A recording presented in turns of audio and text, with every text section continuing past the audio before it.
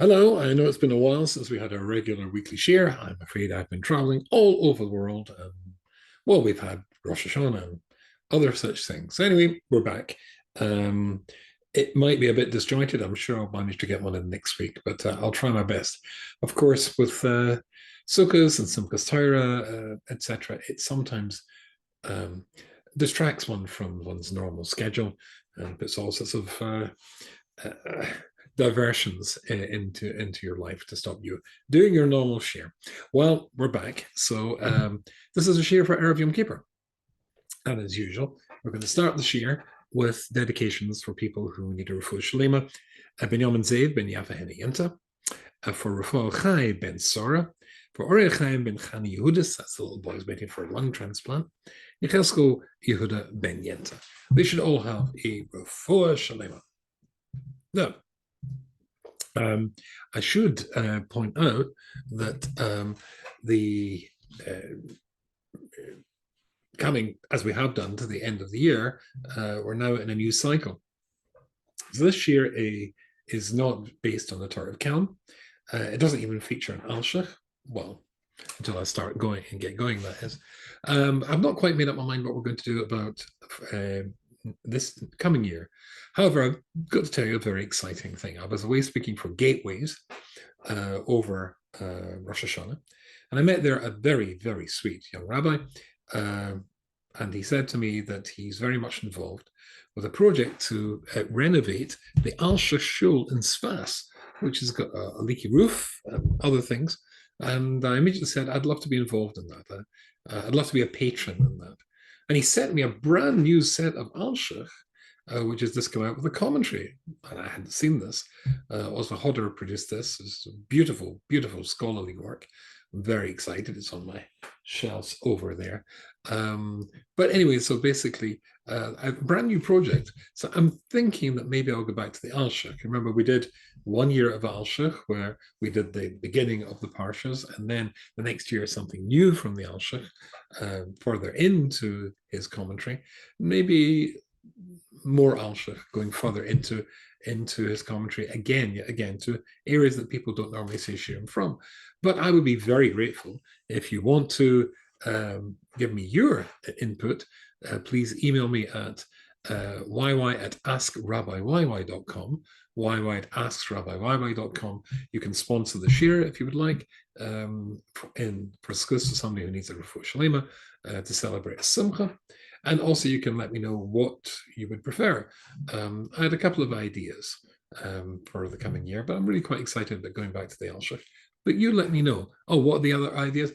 I thought perhaps of working through the Seder, going to the sources of the Seder, the commentaries, the Psalms we use, and the Chakras, and all the way through our davening, the structure of Seder.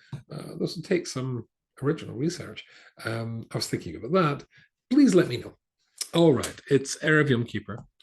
And so it's important. It's not, I don't think, going to be an exceedingly long share, but I found an idea this morning, learning with my chavrusa in yeshiva, which literally had me jumping up and down. I thought it was one of the most exciting ideas or insights, I should say, insight that I've come across for a very long time. Erev Yom Kippur, or Yom Kippur itself, is of course the day when Hashem is trying to forgive us. And I often, in fact, I was teaching in one of the seminaries I teach in Brooklyn, a place called Bensonhurst this week, and I was explaining to the girls that if I was to draw a graph, sort of like a graph thing going on, and at the bottom corner of the graph, I made that the 50th level of spiritual degradation. There's apparently a scale of 100. 0 to 50 going up, 0 to minus 50 going down. The Jewish people in Egypt were in the 49th level in the negative scale. 1 second later, and we would not have got out from Egypt. We were very, very low. Through the 7 weeks through the Passover experience and the 7 weeks of our journey from Egypt to Mount Sinai, somehow the graph, we were able to go up in a sort of like straight line all the way up to come to Mount Sinai and go from the minus 49 to plus 49. There's a ton to say in that, and I've talked about that from Rabbi Dessler and various other people in commentaries in my share in the past. But if you picture that in your mind, here is the diagonal graph of the Jewish people's ascent from degradation to greatness, to the penultimate stage of greatness, Mount Sinai, getting the Torah, etc., etc. And I said to the girls, having drawn this on the whiteboard, this graph, this diagonal line going up, I said, is that right? Did I get this right? You know this story?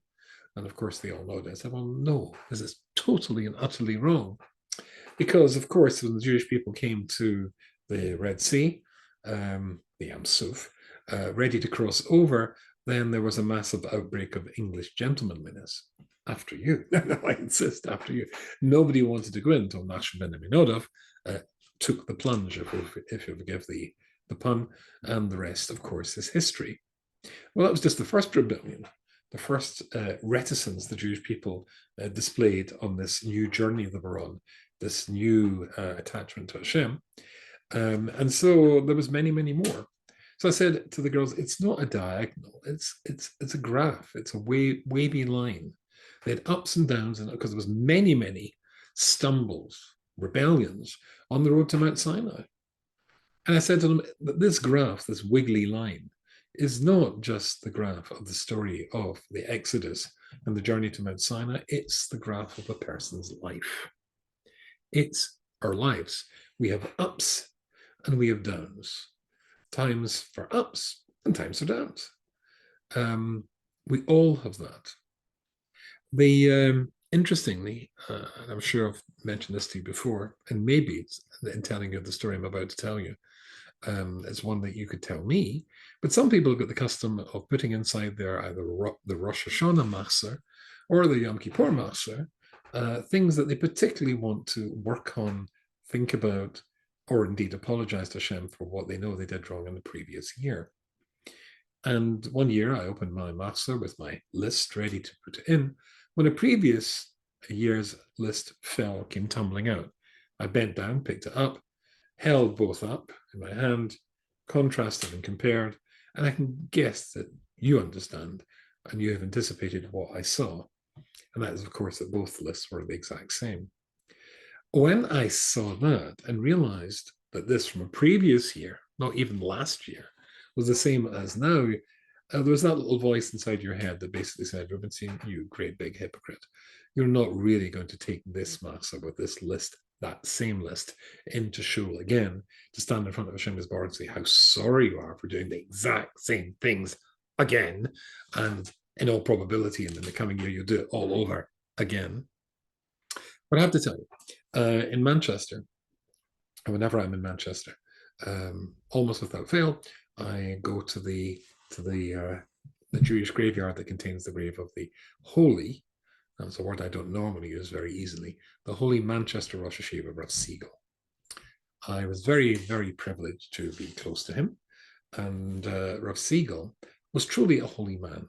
The Divrei Yoel, the Satmar Rov, said he only had two Hasidim, Rav Yitzchak in Antwerp and the Manchester Rosh Hashiva. I suppose this distressed his tens of thousands of other Hasidim, but he considered his only true Hasidim was the Manchester Rosh Hashiva. The Manchester Rosh Hashiva was not a Hasid, by the way, in the classic sense. He was a Litvischer Rov who landed in the Mir under Rabbi Rucham. But I did say we're not going back to Taras Kelm, but matter of fact, come to think of it, we are. The Manchester Rosh Hashiva, once when I was visiting, is they've got a little building surrounding his grave. He's buried beside the children, incidentally, because he was truly a pure soul. And before I was going to daven beside his kever, and of course you don't daven to a dead person, but davening in a holy place, a place containing the remains of this great tzaddik, there is whether it's some sort of mystical energy that flows there, or maybe it's just the inspiration that allows you to open your heart more wide and sincerely to Hashem. I'm not sure, but it's certainly what's called a zchus, a merit that you get by davening there. But I thought, how about this for chutzpah? I will give the Manchester Rosh Hashiva a merit before I daven there. Because you see, along the window ledge there, where it's foreign Tehillim that you could say, and one included there was this. It's the Manchester Rosh Hashiva Sefer, it's called Yir V'das. And it's his commentary, in part, on Shari Tshuva of Rabbeinu Yoina. Now, Rabbeinu Yonah, of course, his book on tshuva is an absolute classic. He wrote this as his apology and the acceptance of the mistake he'd made in being such, in the same period as the Rambam, being such an opponent of the Rambam, and having thought, as so many did, that the Rambam was a heretic. You remember that they burnt the Rambam's works. When our Talmud was burnt, I think it was by King Louis XIV of Spain, then they realized when the rabbis had the places, the locations the rabbi had burnt the Rambam's works, and now that the non-Jewish world was the king of France, did I say king of Spain? King of France, was burning the Talmuds, which were of course handwritten. They got the message. He got the message. So he wrote Shari Tshuva in part, not just a very in-depth analysis of what Teshuva means, but also his apology. Anyway, having said that, I just picked this up at random. I thought I'll learn something that he says from his own Torah, Manchester Rosh Hashiva, of his own Torah, based on his commentary on Rabbeinu Yonah. So Rabbeinu Yonah says, "Ve'im harva l'pshoa l'limrod lo sorga b'adam dalsi tshuva." And if a person, harbo, has done lots and lots of bad things, and, as it were, rebelling consciously against God, still the gates of Shamayim are not slammed closed, particularly, of course, in Yom Kippur. So anyway, basically, this is what he says. The Yetzer Hara is going to tell you that, just like he said to me when I saw those two contrasting lists, there's no point. He says an astonishing thing here. The most potent weapon that the Yetzer Hara, Satan, this angel, has in his armory, in his arsenal, which he can deploy or use against you or I, is something called Yush. Yush is despair or depression. Listen to what he writes. This weapon, this technique, is to get you to believe there is no value, no purpose, no worth to your apology and your sincere attempts to return to Hashem. You're a hypocrite. Because you're so, in the course of the year, sunk into all the terrible things that you've done, and perhaps many over many years, there's no way you're going to do tshuva. At that point, a person becomes depressed and becomes disheartened. And then you give up. You don't do tshuva. Omer Shomer, Rabbaran Kaliner, so the famous Hasidic Rebbe, Rabbaran Kaliner says, even though the depression is not an Avera, it doesn't say anywhere in the Torah, you shall not become depressed or you shall not become disheartened. But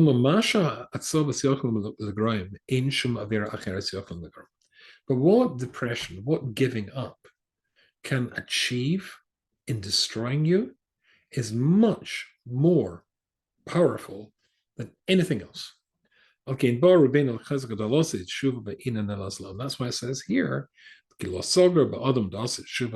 gates for Shemaim are never closed. There's always a gate. The gates of tshuva are always open. There's no room for getting depressed. So I wanted to I've got a suggestion that might be useful to you, certainly useful to me, which might make sure that just in case you are, like me, someone who the same list has fallen out, either literally or figuratively year after year, I want to offer you a visa to get in through those gates of tshuva, a passport to get in. And it's a very simple one. But if you like what I say and take it to heart and put it into action straight away, or as soon as you possibly can, then it's almost a guarantee that you're just going to be rubber stamped when you come to border control. I don't mean when you actually go up to Shemayim when you're 120, But now, when you're, as it were, figuratively, border controlled, trying to do tshuva, trying to get your account in the black in the heavenly banking hall. And the suggestion is as follows. So I was learning this morning in yeshiva with my chavrusa, and we're learning Mishli, Proverbs, with the commentary of the Vilna Gaon. And I saw something here, which, as I said before, it got me so excited. So let me tell you, in case you have a Mishli at home, Proverbs at home, this is in chapter 12, and it's in verse Tes Vov. This is what he says. This is what Shlomo Melech, the wisest man who ever lived, says. Derech evil yosher be'inav. The way of an evil. Now, that's actually a Hebrew word that almost needs no translation. The calamity I noticed in the Masa recently, is the exact same word as the English calamity. Looking this up, I see that the English dictionary says that it's a word that comes from Latin and Greek, but in actual fact, it's a Hebrew word, which certainly predates Latin, I think. So therefore, in fact, I know, because it was the first language ever. So therefore, sometimes you get a word that's just the exact same in Hebrew as another language, as in English. Evil, like evil. So this is a wicked man, a bad person. And he says, so about Shlomo Melech is giving an insight into the mindset of a wicked person. Derech evil is the way of a wicked person. Yosher be'inav is great, straight, right in his eyes. His life, the way he leads or she leads their life, that's the right way to go. However, somebody who listens to advice, that's a chochem, that's a wise person. So that's what Shlomo Melech says.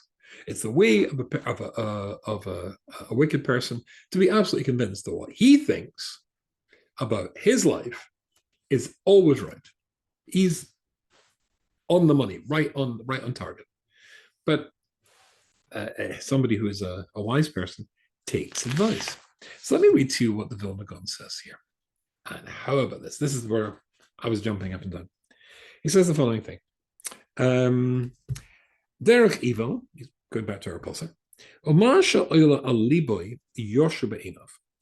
because a wicked person, anything that occurs to him, anything he thinks of, that must be right. Good. Because it's my idea. And he's not asking other people, is this the right thing to do? Am I behaving in the right way? No. If it's something he wants, something he thinks is right, it is right. It must be right. Why? I thought of it. But somebody's a really wise person, listens to advice, asks for input, because nobody sees themselves clearly, do they?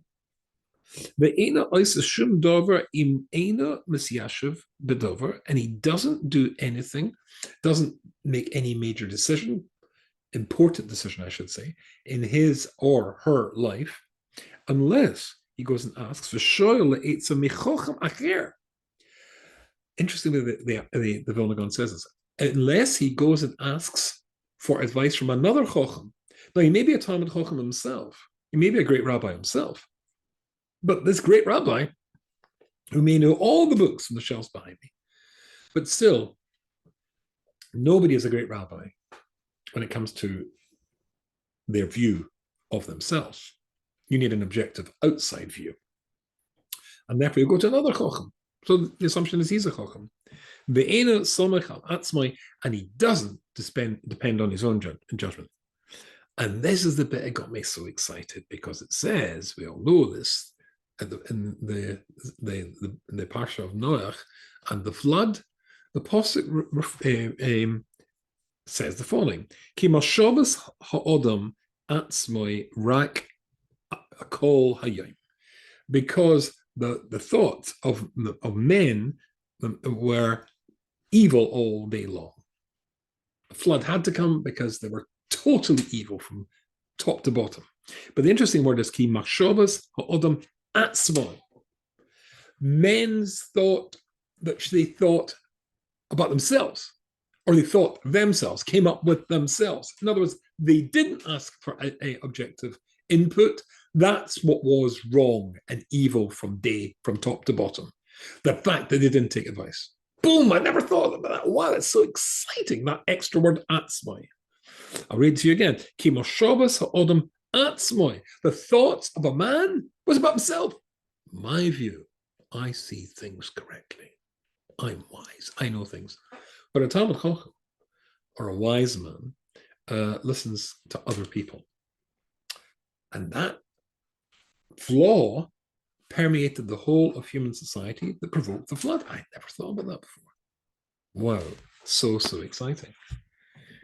So if we can't see ourselves properly, and of course we can't see ourselves properly, even if we're a great Talmud Chacham, a great scholar, then of course you need somebody else's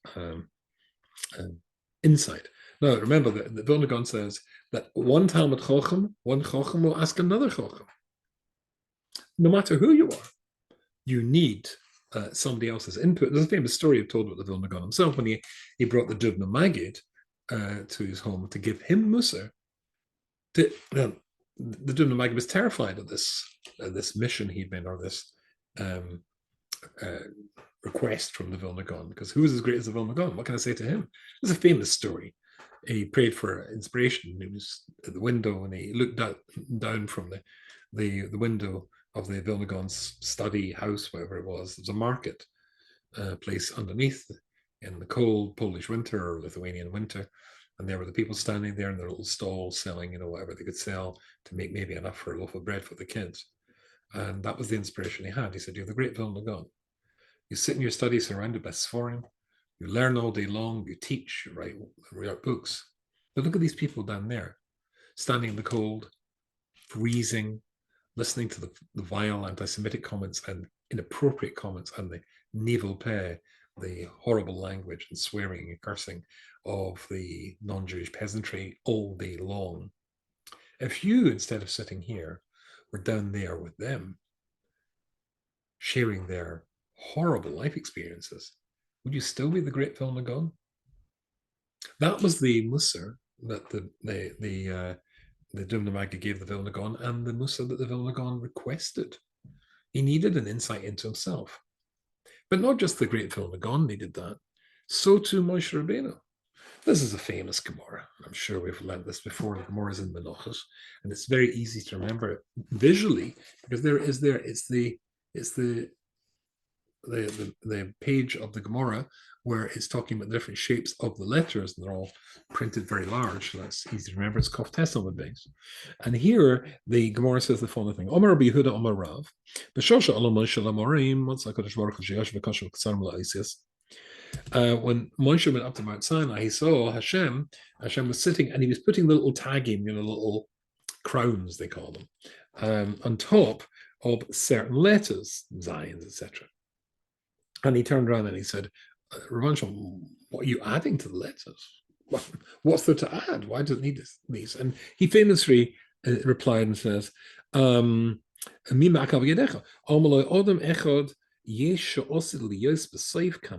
is one person who's going to come many generations from now, and he, Akiva ben Yosef Shema, is going to call his name is going to be Akiva ben Yosef. I'll call kites and kites. And he's going to be able to deduce lots of halachas, thousands of halachas from these little antennae that I'm drawing coming out of the letters. And Moshe Rabbeinu, I won't read the whole Gemara to you. Moshe Rabbeinu said, can I see him? And so Hashem takes him to the future, and there is Moshe Rabbeinu sitting in the shear of Rabbi Akiva. If I remember rightly, the Gemara says in the 14th row back, it was 14th row, not even in the front row. And Rabbi Akiva teaches some piece of Torah. Some people say, Rebbe, where did you get that from? Must have been a really, new idea, or seemingly new idea. And Rabbi Akiva said it's a halacha Moshe Sinai. Now Moshe Rabbeinu was very upset when he couldn't understand the word that Rabbi Akiva was saying. He couldn't understand Rabbi Akiva's Torah. And then when this fellow turned around and asked the question, and Rabbi Akiva said it's a halacha Moshe Sinai, the Gemara says he was no longer troubled. But this makes no sense, because if Moshe Rabbeinu couldn't understand Rabbi Akiva, and that distressed him, Surely he'd be more distressed when Rabbi Akiva says, it's Torah's Moshe. It's his halacha. And he can't understand his own halacha, he can't understand his own Torah. But of course, when we talked about that before, the idea is that the thing that really gave Moshe tremendous comfort was the fact that he couldn't understand the Torah because the Torah was being taught in a new setting, in a new time, in a new culture. And therefore, the Torah, Moshe could see his Torah would be able to be applied and reapplied at any time in Jewish history, in any place in Jewish history, and that gave him the comfort. But here is Moshe Rabbeinu. A Chacham speaks to another Chacham because another Chacham will be able to see things that you don't see. It's your own stuff. But he can see things in your own stuff that you can't see. A Chacham can see things in you that you can't see. And that's why it famously says, when Moshe Rabbeinu is pleading with his father-in-law, Yisro, not to leave him, the Pasuk says, this is in Balizka, in Yud, and Lamed Alpha, and Lamed Beis, don't leave us. You know, you know our camping. You've seen our campings in the desert. And you'll be for us as eyes. Rashi says you have been as eyes, and it also means and will be as eyes. In other words, you've seen things that we won't see. Moshe Rabbeinu says, please don't go. You've shown me things I didn't see. In fact, it was Yisro's idea to set up a Sanhedrin and take the burden off Moshe Rabbeinu. Moshe Rabbeinu didn't like that idea initially, but he saw the greatness of it. But the greatness came from somebody else. It came from Yisro, somebody else. And when he saw Rabbi Akiva showing him things that he didn't understand, even though it was, as it were, staring him in the face from his very own Torah, because even the greatest doesn't see themselves clearly. So that's my little, in the short share, my passport, my suggestion of a passport and a bracha to you for the coming year. To make sure that the list that falls out from your masa, or you put in your masa next year, like me, is a different one to last year, then make sure, in case you've not got one, just like we saw from the Vilna Gaon, a Rav, a Rebbe, a mentor, even if you're a Talmid Chacham, somebody you can take you to be shown you through new eyes. The new eyes will see solutions that you were blind to until somebody saw them for you. I wish you all a Gemar v'chasima tova, and please remember to be in touch with me at askrabbiyyy.com, and let me know if you'd like me to go back to the Alshich or any other maybe set of shirim for the coming year when we meet once a week through Torah Anytime or my channel on YouTube to share some Torah and learn together. Have a wonderful year.